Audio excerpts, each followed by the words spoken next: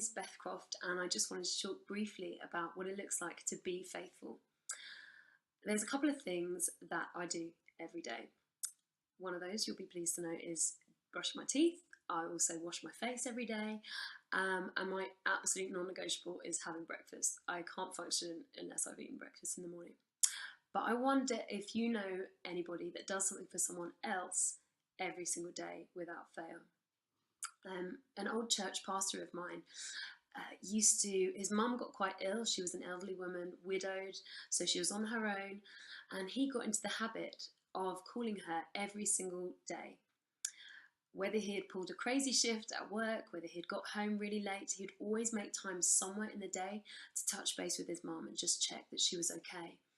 And by doing that, I think that's a picture of him, what it looks like to be a faithful son.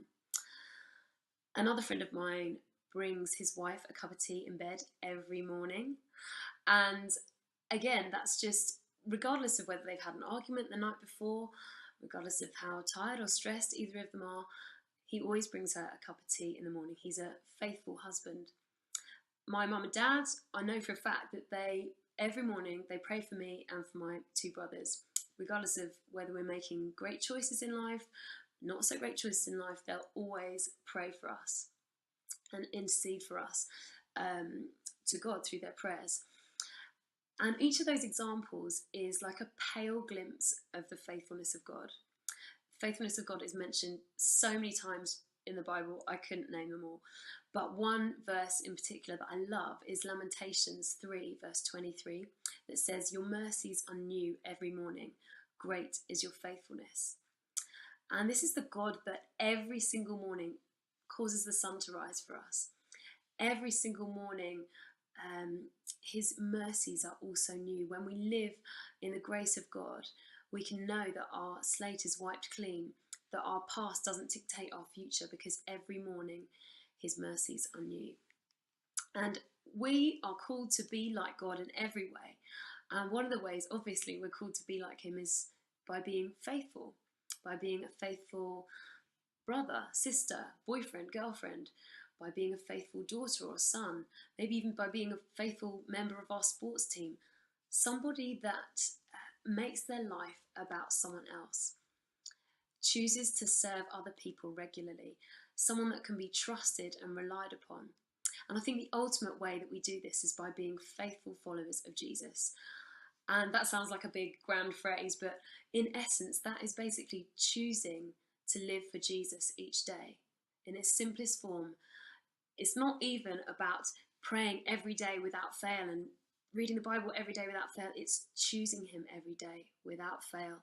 And yes, of course, we will want to spend time reading the Bible, praying to God as regularly as we can, every day, filling our souls with God's presence, acknowledging him, and choosing for each day to be an act of worship to him. And the more and more we do that, of course, the more we become that faithful friend, that faithful sports captain, that faithful student. And so what that might look like for us is perhaps, maybe it looks like keeping a commitment even when something better comes along. Maybe that's even with our diary. You know, someone's asked us to do something that we've committed to, and then a friend's having a party, we'd much rather do that, but it's choosing to be faithful to our word and committing to the things that we've already previously committed to. Maybe that is sticking by a friend when they're going through a tough time. You know, when we see someone at their best and their worst, and we're still there for them, that is a beautiful picture of faithfulness. Or maybe it's committing to regularly praying for somebody to come to know Jesus, for one of your friends maybe, at school, college. And some of those acts of faithfulness will be seen by others, you know, like keeping a diary commitment, people will know that.